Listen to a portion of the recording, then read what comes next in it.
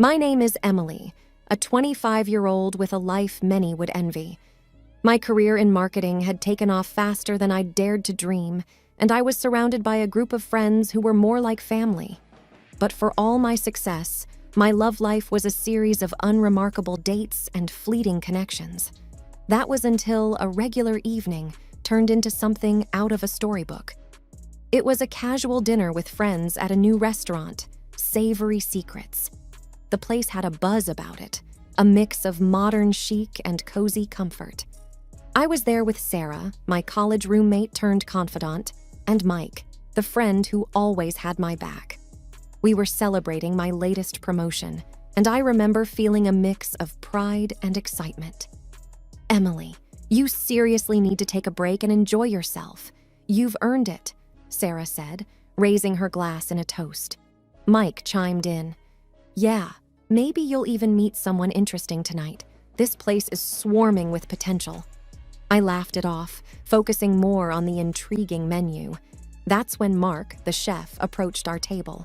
He was charismatic, with an easy smile and an apron that told stories of his culinary battles. "Evening, folks. I'm Mark, the head chef. I couldn't help but overhear it's a special occasion. Mind if I recommend something off-menu? It's a creation I'm particularly proud of." His confidence was intriguing. "Sure, why not? Surprise us," I replied, intrigued by this unexpected interaction. As Mark walked away, Sarah nudged me. "He's definitely interesting, right?" I brushed off her suggestion, focusing instead on the ambiance and the laughter of my friends. But I couldn't deny there was something about Mark that caught my attention. When the dishes arrived, they were a work of art. The flavors were complex and delightful, a perfect balance of innovation and comfort. Mark returned to check on us, and we struck up a conversation. He spoke about his journey as a chef, his dreams, and his passion for food. It was captivating to see someone so dedicated to their craft.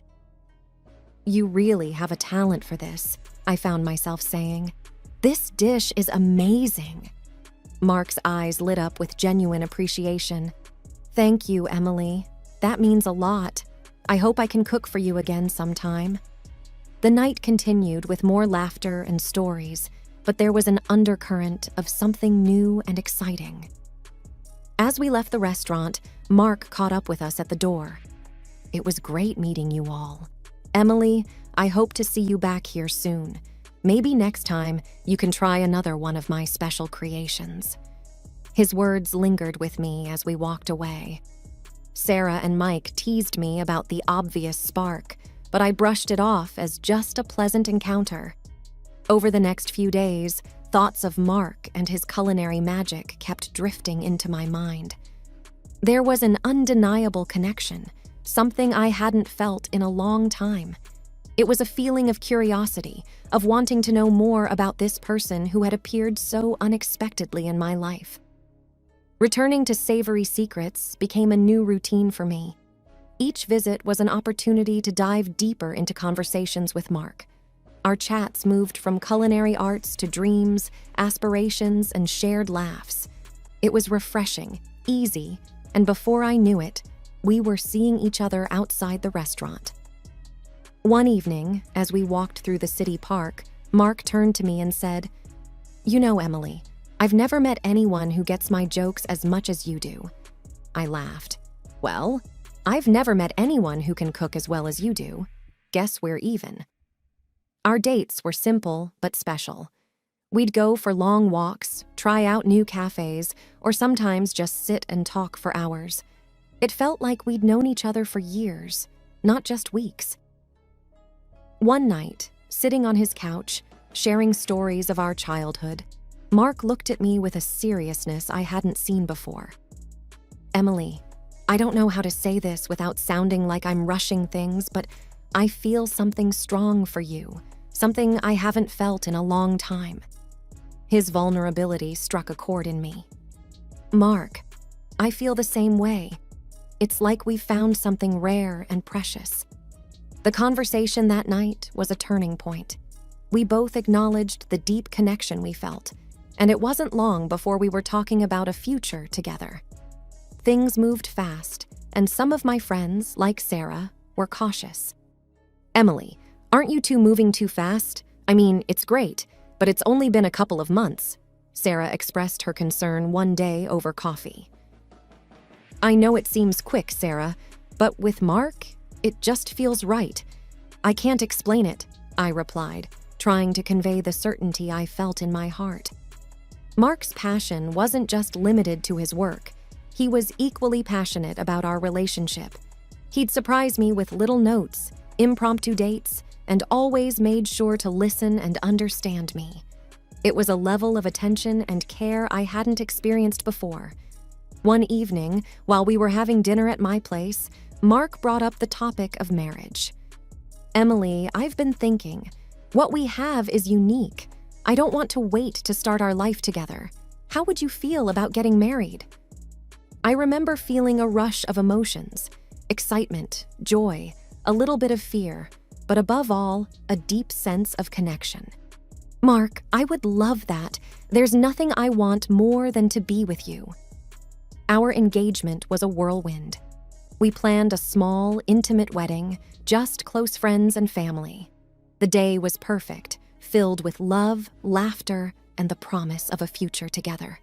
Looking back, those months were a blur of happiness. I had found someone who understood me, who shared my passions, and who made every day brighter. It was a romance out of a fairy tale, and I was fully immersed in the magic of it all. Our first year of marriage, a blend of joy and adjustments, was unfolding in ways I hadn't anticipated. The home I had always known took on new life with Mark's presence. Our routines intermingled, my early morning jogs followed by his meticulously crafted breakfasts, the quick kisses before rushing to our respective jobs, and the quiet evenings when we both managed to be home together. But beneath the surface of our domestic bliss, a current of tension was slowly rising. Mark's commitment to his work was admirable, yet it began to take a toll on our time together. His hours at the restaurant extended late into the night, leaving me in a quiet house, thoughts wandering to the growing distance between us. One night, as we sat down for a rare dinner together, I decided to voice my concerns. "Mark, I love that you're so passionate about your work, but these long hours? I miss you. Is there any way you can cut back a bit?" He looked at me, his face etched with a mix of concern and an unspoken pressure. "Emily, you know I'm doing this for us. I need to match your success, to contribute equally. I don't want you to feel like you're carrying the burden alone."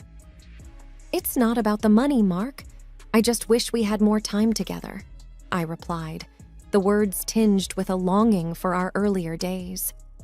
The conversation ended on a note of mutual understanding, but the issue remained unresolved, hanging in the air like an unsaid promise. It was amidst this delicate balance of work and home life that Mark approached me with a request, his voice laced with hesitancy. "Emily, there's something I need to talk to you about. It's my mom.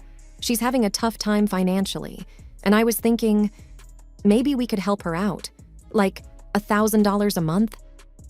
I paused, taking in the weight of his request. His mother, a sweet woman who had welcomed me with open arms, was now in need. "Of course we can help, Mark," I said, my decision firm.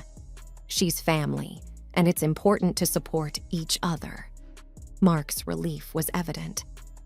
"Thank you, Emily. This means a lot to me, and I know it will to her as well." So, we started a new routine. Each month, I would give Mark the money, and he would send it to his mother. I didn't control this process because I trusted him completely. It was a decision made from compassion, a gesture to support someone we both cared about. Yet, even as we settled into this new arrangement, the earlier issue of Mark's work hours remained a gentle undercurrent in our daily life. He worked too much, stayed in the restaurant for a long time, and often did not answer the phone. The routine of our married life continued, with me diligently transferring money each month for Mark's mother, and Mark immersing himself ever deeper into his work at the restaurant. Despite the semblance of normalcy, An undercurrent of loneliness persisted in the wake of his prolonged absences. I kept myself busy, focusing on my career, but the solitude in our home was palpable. It was during one of these routine evenings that a call from Lily, a friend living on the other side of town, stirred a whirlpool of doubts in my mind. "Emily, I've seen Mark around here quite often. He's always going to the same house with large packages in hand. It's been happening for a while now." Her words sent a chill down my spine. "Are you sure it's Mark?" "Yes, I'm certain. It's just odd, don't you think?" Lily's voice was laced with concern. That night, I confronted Mark. His arrival home was met with my anxious query. "Mark, Lily says she's seen you frequently at a house on the west side. What are you doing there?" For a moment, there was a flicker of alarm in Mark's eyes. "Oh, that! It's nothing to worry about. Our restaurant has taken on a community project. We're helping out some elderly and needy people in that area with food and necessities." His explanation seemed plausible, yet something in the back of my mind nagged at me.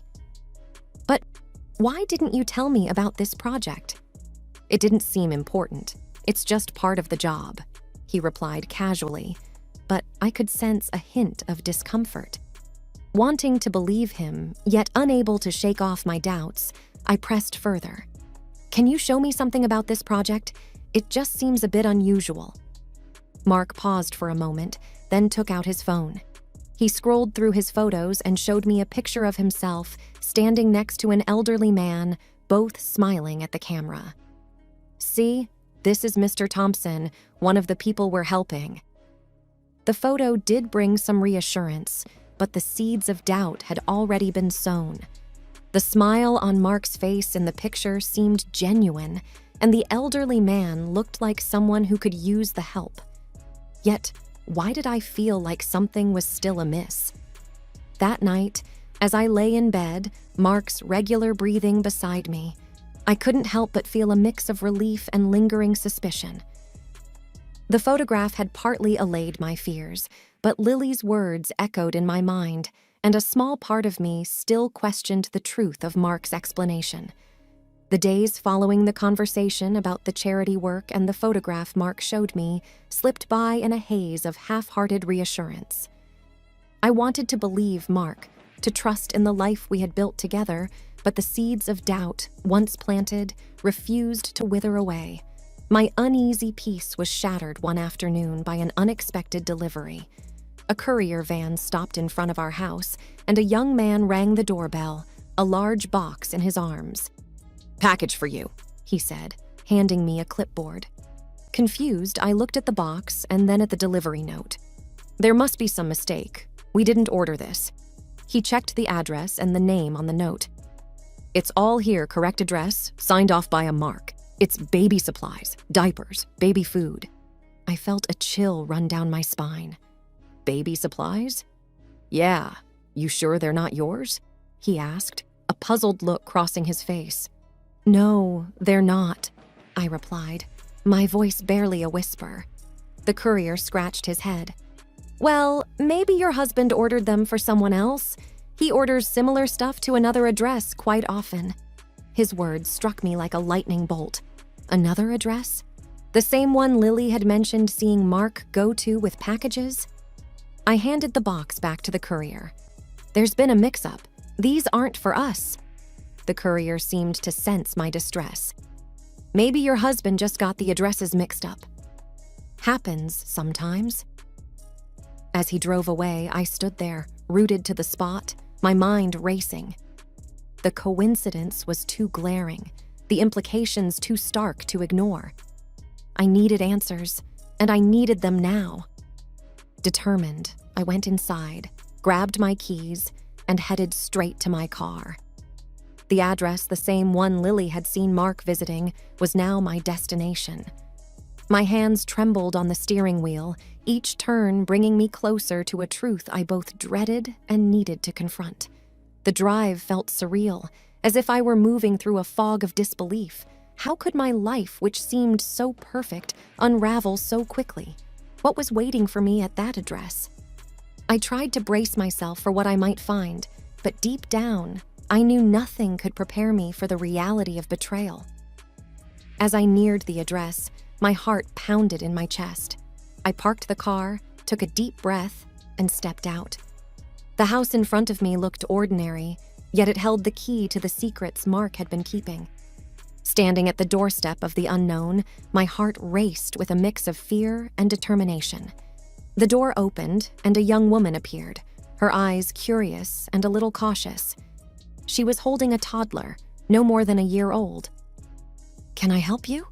she asked, looking at me with a puzzled expression. I took a deep breath, trying to steady my voice. "I'm looking for Mark. Is he here?" Her eyebrows knitted in confusion. "Mark. Yes, he's here. Who are you?" Before I could answer, Mark appeared behind her.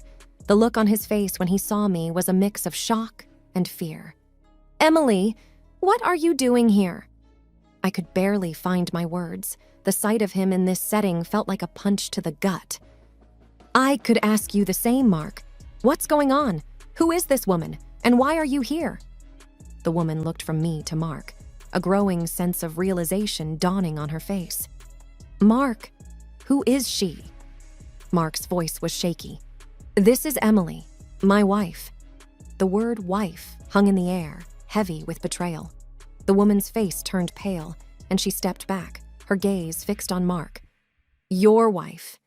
You told me you were divorced." I felt the ground beneath me shift. Divorced? Mark, what is she talking about? Mark's eyes darted between me and the woman, his usual composure crumbling. "Emily, I can explain. It's not what it looks like." I shook my head, disbelief and anger swirling inside me. "Explain? How can you explain this?" The toddler in the woman's arms began to fuss, sensing the tension. She looked at Mark with a mixture of anger and hurt. "You need to leave, Mark. Now." Mark hesitated, his gaze lingering on the child, then turned to me. "Emily, please, let me explain. This is all a big misunderstanding." But the pieces had already fallen into place. The late nights, the secretive behavior, the baby supplies. It was all clear now. Mark had a life here, a life I knew nothing about. "Save it, Mark. There's nothing you can say," I said, my voice breaking. I turned and walked away, the sound of the closing door marking the end of the life I thought I had with Mark. The drive back home was a blur. Tears streamed down my face as the reality of Mark's betrayal sank in. He had been living a double life, and I had been oblivious, trusting him while he lied to me every day. When I got home, the house felt emptier than ever. The life I had built with Mark, the dreams we shared, everything felt tainted. I sat there, alone, trying to process the magnitude of what I had just discovered. The future I had envisioned with Mark was gone, replaced by a painful uncertainty and a deep sense of betrayal. The days following the revelation felt like walking through a fog. I moved through the motions of my daily life, but everything seemed dull and distant.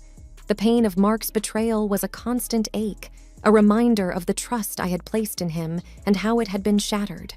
Mark tried to reach out, his messages and calls filling up my phone, but I couldn't bring myself to answer. I needed space, time to think and to heal. The idea of facing him, of hearing his explanations, was more than I could bear. A few days later, I sat down with Sarah, my closest friend. Over cups of coffee in my now too quiet kitchen, I poured out the whole story. She listened, her face a mixture of anger and sympathy. "I can't believe he would do this to you, Emily. You deserve so much better," Sarah said, her hand reaching out to cover mine. "I just don't understand how I missed it. The signs were all there," I replied, the weight of my naivety heavy on my shoulders. "It's not your fault, Em. He lied to you. You trusted your husband, which is what anyone would do," she reassured me. Sarah's words were a small comfort, but the wound was still fresh. I knew I had to make a decision about my future, about my marriage. With Sarah's encouragement, I contacted a lawyer to discuss my options. The lawyer was sympathetic but professional, outlining the steps for a divorce and what I could expect in terms of legal proceedings. "I want compensation for this betrayal," I said, a newfound determination in my voice. "We'll do everything we can to ensure a fair outcome," the lawyer assured me. The process was draining, both emotionally and legally. Mark's attempts to explain and reconcile turned into pleas for forgiveness as the reality of the divorce proceedings set in. But for me, the trust was broken beyond repair. In the midst of the legal battle, I also had to confront the financial deceit. The money I had given him under the pretense of helping his mother, it was meant for his second family. I supported his mistress and child. Unraveling our joint finances and reclaiming what was rightfully mine became another battleground. As the divorce proceedings dragged on, I leaned heavily on my friends and family for support. They were my rock, providing comfort and strength when I felt overwhelmed by the chaos that my life had become. Finally, the day came when the divorce was finalized.